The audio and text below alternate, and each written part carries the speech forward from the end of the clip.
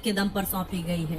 इसीलिए तो उन्हें आपने इससे पहले कभी भी किसी पॉलिटिकल पार्टी के साथ में काम करते हुए नहीं देखा होगा। और हाँ, क्या आपको पता है हमारे पड़ोसी मुल्क पाकिस्तान और चाइना भी इनकी रिस्पेक्ट करते हैं, लेकिन ऐसा क्यों? सब कुछ डिटेल में जानेंगे आज के इस वीडियो में। अब दोस्तों, वैसे तो सुब्रमण्यम जयशंकर जी की फैमिली तमिलनाडु से बिलोंग करती थी, लेकिन काम के सिलसिले में उन्हें दिल्ली शिफ्ट होना पड़ा और वहीं दिल्ली में ही 9 जनवरी 1955 को उनका जन्म हुआ था। बड़े होकर जयशंकर जी ने जेएनयू से इंटरनेशनल रिलेशंस और न्यूक्लियर डिप्लोमेसी में एमए, एमफिल और पीएचडी किया और ये डिग्रीज उनके और भारत के लिए आगे चलकर बहुत काम आई। वैसे जयशंकर जी के शानदार स्किल्स उनके कॉलेज के टाइम से ही देखने को मिलने लगे थे, क्योंकि स्टूडेंट ऑर्गेनाइजेशंस में वह बड़े से बड़े प्रॉब्लम्स को भी चुटकियों में सॉल्व कर देते थे।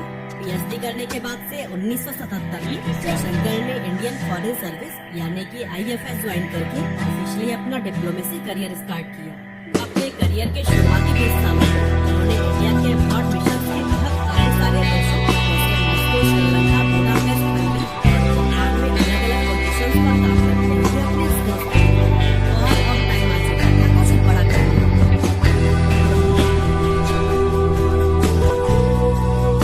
जयशंकर जी 2004 से 2007 तक वाशिंगटन डीसी में भारत के राजदूत के तौर पर काम करते हुए इंडिया और यूएस के बीच civil nuclear agreement successfully sign करवाने में बहुत बड़ी भूमिका निभाई, जो कि भारत के लिए एक बड़ी अचीवमेंट है।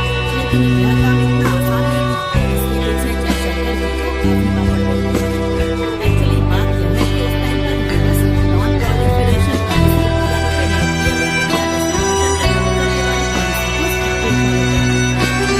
वेपन का डिस्ट्रीब्यूशन कंट्रोल करने वाली पॉलिसी को स्ट्रिक्टली फॉलो करता है। Actually nuclear non proliferation territory एक ऐसी इंटरनेशनल टेरिटरी है जिसका काम है न्यूक्लियर वेपन्स के स्प्रेड से दुनिया में शांति कायम करना। लेकिन इंडिया ने चूंकि उनके नियम को तोड़ा था, इसीलिए यूएस इंडिया के साथ न्यूक्लियर एग्रीमेंट साइन नहीं करना चाहता था। इसके अलावा काफी सारे लॉ मेकर्स और एडवोकेट भी इस डील के खिलाफ थे। हालांकि इतने सारे दिक्कतों के बाद भी डॉक्टर जयशंकर ने हार नहीं मानी। उन्होंने ऐसी अनोखी स्ट्रैटेजी बनाई कि यूएस को इस डील के लिए मानना ही था। असल में जयशंकर जी उस समय पर यूएस में एक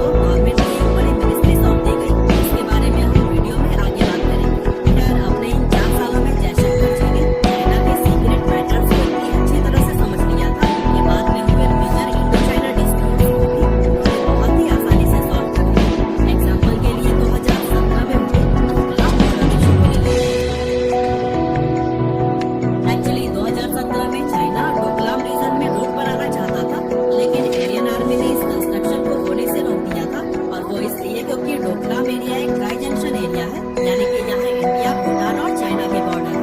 और एक बार उस पर चाइना ने अगर रोक बना लिया तो उसमें भूटान का कुछ टेरिटरी चाइना के कब्जे में तो हो ही जाता, साथ ही साथ इंडिया के सिलीगुड़ी कॉरिडोर, जिसको इंडिया का चिकन सिटी भी कहते हैं, उस पर हमेशा खतरा मंडराते रहता है। और दोस्तों, चाइना के साथ वॉर में सिलीगुड़ी कॉरिडोर यूज करने का मतलब है उन्हें नॉर्थ ईस्ट से हार देना। और इंडिया अपनी जमीन का एक भी टुकड़ा किसी को क्यों ही देना चाहेगा। इस सीरियस बॉर्डर इशू को सॉल्व करने के लिए एस जयशंकर ने सबसे पहले बायलैटरल डिप्लोमेसी कंडक्ट किया, जिसमें जयशंकर ने भूटान और चाइना ऑफिशियल्स के साथ में बातचीत करनी शुरू की। इसी बातचीत के दौरान ही एस जयशंकर ने भूटान की टेरिटरी को प्रोटेक्ट करने का वादा भी किया था। जयशंकर की बातों से चाइनीज ऑफिशियल्स बहुत इन्फ्लुएंस हुए और एक सीनियर ऑफिसर ने तो यहाँ तक कह दिया कि जयशंकर एक डिप्लोमैट की तरह नहीं बल्कि सैनिक की तरह बात करते हैं। और दोस्तों, जयशंकर के इन्हीं एफर्ट से चाइना ने अपनी आर्मी को पीछे खींचने के साथ साथ डोकलाम रिजन में रोड कंस्ट्रक्शन का भी काम कर दिया। यहाँ जयशंकर जी की ग्रेट नेगोशिएशन स्किल्स की तारीफ दुश्मन देश के आगे करते हुए दिखाई दी। और ये जयशंकर जी की ही नहीं बल्कि पूरी इंडिया की जीत थी। खैर, जैसा कि हम जानते ही हैं कि घोड़े की पूंछ 1000 सालों तक एक सीधी पाइप में रखने के बाद टेढ़ी की टेढ़ी ही रहती है, वैसे ही कुत्ते की पूंछ की तरह चाइना भी अपने हरकतों से बाज नहीं है। चाइना ने फिर से 2020 में एक वायलेंट बॉर्डर इशू कर दिया, जिसको हम लद्दाख बॉर्डर टेंशन के नाम से जानते हैं। असल में जून 2020 में चाइनीज आर्मी लद्दाख के गलवान वैली में घुसकर इंडियन आर्मी पर अटैक कर देते हैं। यहाँ पर इंडिया और चाइना के बीच में वायलेंट बैटल हुआ, जिसमें दोनों साइड्स के काफी सारे सिविलियंस भी थे। इस बॉर्डर इशू को सॉल्व करने के लिए फिर से जयशंकर आगे आते हैं और इस बार जयशंकर जी ने बॉर्डर टेंशन को कम करने के लिए डायरेक्टली चाइना के फॉरेन मिनिस्टर वांग यी से बात की और साथ ही चाइना से 5 पॉइंट एग्रीमेंट भी साइन कर दिया, जिसमें साफ साफ लिखा था कि चाइना अभी तक हुए सभी Indo China agreement and protocols को मानेगा और फिर कभी भी अगर बॉर्डर टेंशन हुई तो उसे बातचीत से सॉल्व करेगा, ना कि अटैक से। जयशंकर जी की भी नहीं रुकी, उन्होंने इस मुद्दे को इंटरनेशनल फोरम्स में भी उठाया और इंटरनेशनल सपोर्ट से इस टेंशन को कम करने लगे। और दोस्तों, जयशंकर जी के इन प्रयासों की वजह से 2021 में चाइना ने किसी के पास से अपनी आर्मी को पीछे खींच लिया। और दोस्तों, अगर थोड़ा पीछे आए तो 2014 में इंडिया के जनरल इलेक्शन में बीजेपी मेजोरिटी से जीत जाती है और नरेंद्र मोदी इंडिया के प्राइम मिनिस्टर बनते हैं। अब जैसा कि हमने आपको पहले भी बताया कि डॉक्टर जयशंकर मोदी जी की नजरों में चढ़ गए थे, इसीलिए अब प्राइम मिनिस्टर बनने के बाद मोदी जी ने जयशंकर को यूएस से इंडिया बुला लिया। भारत बुलाकर जयशंकर को अगले 2 सालों के लिए फॉरेन सेक्रेटरी का पोस्ट दिया गया और फिर उनके अच्छे काम को देखते हुए उनका यह टेन्योर 1 साल और बढ़ा दिया गया। यानी कि एस जयशंकर 2015 से 2018 तक as a foreign secretary of India काम किए और इन 3 साल के टाइम फ्रेम में उन्होंने यूएस, रशिया और जापान जैसे पावरफुल कंट्रीज के साथ संबंध मजबूत किए और इसके साथ ही इंडिया के हित में कई सारी बेहतरीन पॉलिसीज बनाई। हालांकि उन बेहतरीन पॉलिसीज को बनाने का श्रेय उन्हें नहीं बल्कि उस टाइम की फॉरेन मिनिस्टर को मिला, क्योंकि वो सामने आकर इसकी मार्केटिंग जो किया करती थी। अपने 3 साल का फॉरेन सेक्रेटरी रोल खत्म होने के बाद जयशंकर को टाटा ग्रुप की तरफ से ग्लोबल कॉर्पोरेट अफेयर्स के प्रेसिडेंट का रोल ऑफर किया गया और यहाँ भी उन्होंने कंपनी के लिए बहुत बड़े बड़े काम किए। अब दोस्तों, साल 2019 आ गया, इसमें जनरल इलेक्शन होने थे और इस बार भी बीजेपी फुल मेजोरिटी के साथ इलेक्शन जीत गई और एक बार फिर से नरेंद्र मोदी प्राइम मिनिस्टर बनाए गए। इलेक्शन जीतते ही मोदी जी ने डॉक्टर जयशंकर को गुजरात से टिकट दिलाया और उनको इंडिया का फॉरेन मिनिस्टर बना दिया, बिना किसी पॉलिटिकल बैकग्राउंड के, सिर्फ और सिर्फ उनके मेरिट्स के दम पर। अपने 5 साल के फॉरेन मिनिस्टर के टेन्योर में जयशंकर ने काफी सारे इन्फ्लुएंशियल पॉलिसीज बनाए, जिसने इंडिया का इमेज वर्ल्ड स्टेज पर बदल कर रख दिया। 2019 से 2024 के बीच ही जयशंकर जी का असली पोटेंशियल बाहर निकल कर आया और यही टाइम था जिसमें पाकिस्तान के फॉर्मर पीएम ने भी जयशंकर जी की तारीफों के पुल बांधे। अब कब और क्यों तारीफ की, यह जानने से पहले 70 सालों से कॉन्फ्लिक्ट में रही कश्मीर को कैसे जयशंकर जी ने अपनी स्ट्रैटेजी से आजाद कराने में इंडियन गवर्नमेंट की पूरी मदद की, चलिए वो जान लेते हैं। एक्चुअली जम्मू एंड कश्मीर से आर्टिकल 370 को हटाना इंडियन गवर्नमेंट के लिए बहुत बड़ा चैलेंज था, क्योंकि इंटरनेशनल प्रेशर इतना ज्यादा था। इसीलिए जयशंकर जी ने दुनिया के सुपर पावर देशों में जाकर अपना पॉइंट स्ट्रांगली रखा कि कश्मीर इंडिया का इंटरनल मैटर है और वो इसमें इंटरफेयर न करे। दुनिया के सुपर पावर देशों को कन्विंस करने के बाद से इंडियन गवर्नमेंट ने आर्टिकल 370 हटा दिया और उसके बाद से कश्मीर में ना तो कोई दंगा हुआ और न ही कोई इंटरनेशनल इंटरफेरेंस। चलिए अब फाइनली हम बात कर लेते हैं कि क्यों और कब पाकिस्तान के फॉर्मर पीएम इमरान ने डॉक्टर जयशंकर की तारीफ की थी। एक्चुअली बात थी 24 फरवरी 2022 की, जब रशिया ने यूक्रेन पर अटैक कर दिया था और ये अटैक कोई छोटा मोटा अटैक नहीं था। इंटरनेशनल मीडिया कहती है कि ये वर्ल्ड वॉर 2 के बाद से यूरोप पर होने वाला पहला बड़ा अटैक था, जिसमें हजारों लोगों की जान चली गई। रशिया के इस बिहेवियर को देखते हुए यूएस ने रशिया पर कई सारे सैंक्शंस यानी कि प्रतिबंध लगा दिया।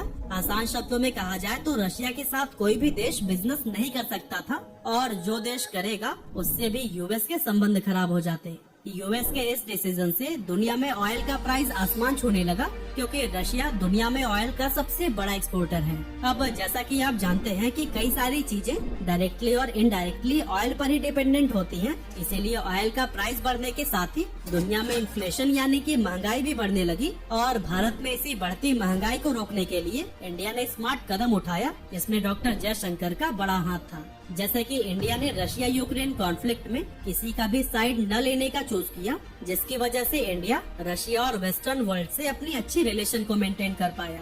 इतना ही नहीं, जब यूएस रशिया के अगेंस्ट रेजोल्यूशन पास कर रहा था तब भी इंडिया ने वोट नहीं डाला, जो कि बाद में जाकर इंडिया का समझदारी वाला डिप्लोमेसी अप्रोच साबित हुआ। इसके साथ ही जयशंकर के द्वारा बनाई गई ऑपरेशन गंगा के तहत इंडिया ने सक्सेसफुली 22,500 से भी ज्यादा इंडियन सिटीजन्स को यूक्रेन से निकाला और कुछ पाकिस्तानी स्टूडेंट्स को भी रेस्क्यू किया। इसके अलावा इंडिया ने न्यूट्रल स्टैंड लेने के बावजूद भी यूक्रेन में मेडिकल सप्लाईज और एसेंशियल गुड्स भी सप्लाई किया और ये दिखाता है कि इंडिया में मानवता अभी भी जिंदा है। खैर, यूएस के रशिया पर सैंक्शंस लगने के बाद भी इंडिया ने रशिया से ऑयल खरीदना बंद नहीं किया और फिर जब वेस्टर्न कंट्रीज ने इंडिया से इस पर सफाई मांगी तो फिर आगे से डॉक्टर जयशंकर ने उनको समझाते हुए कहा कि इंडिया के ह्यूज पॉपुलेशन को सस्ते ऑयल की जरूरत है, जिसकी वजह से और भी कई सारी चीजें सस्ती होंगी और इंडिया में इन्फ्लेशन कंट्रोल में रहेगा। और दोस्तों, इस इवेंट के कुछ समय के बाद जयशंकर ने मीडिया इंटरेक्शन के दौरान एक ऐसा आइकॉनिक बयान दिया जिससे पूरे यूरोपीय देशों को सांप सूंघ गया। आप खुद ही देखो और सुन लीजिए। Europe has to grow out of the mindset that Europe's problems are the world's problems, but the world's problems are not Europe's problems. इस वीडियो के कुछ ही महीनों बाद इमरान खान ने भी जयशंकर के इस बयान की तारीफ की। तो ना, मैं जिनको समझ नहीं आया मैं समझाऊं। ये फॉरेन मिनिस्टर को उन्होंने कहा कि रूस से तेल ना खरीदो। उसने आगे से कहा, तुम कौन होते हो मैं कहने वाले, यूरोप खरीद रहे तेल उनसे, हमारे लोगों की जरूरत है, हम खरीदेंगे। ये होता है आजाद मुल्क। और दोस्तों, कुछ ऐसे ही एस जयशंकर ने अपने 5 सालों के विदेश मंत्री के रोल में बड़ी बड़ी पॉलिसीज बनाकर भारत को वर्ल्ड स्टेज पर एक नई पहचान दिलाई और इसी वजह से आज वो भारत के सबसे महान फॉरेन मिनिस्टर बन पाए हैं। इसीलिए मोदी जी के तीसरे कार्यकाल में भी उन्हें सेम पोस्ट दिया गया है। अब देखना ही होगा कि आगे एस जयशंकर जी क्या क्या कमाल दिखाते हैं। वैसे चाणक्य ने एक बहुत बड़ी बात कही थी कि जब भी कोई राजा वॉर जीते तो पूरा श्रेय राजा को जाता है, लेकिन जीत के पीछे असल हाथ राजा के मंत्रियों का होता है। इसीलिए राजा के साथ इनको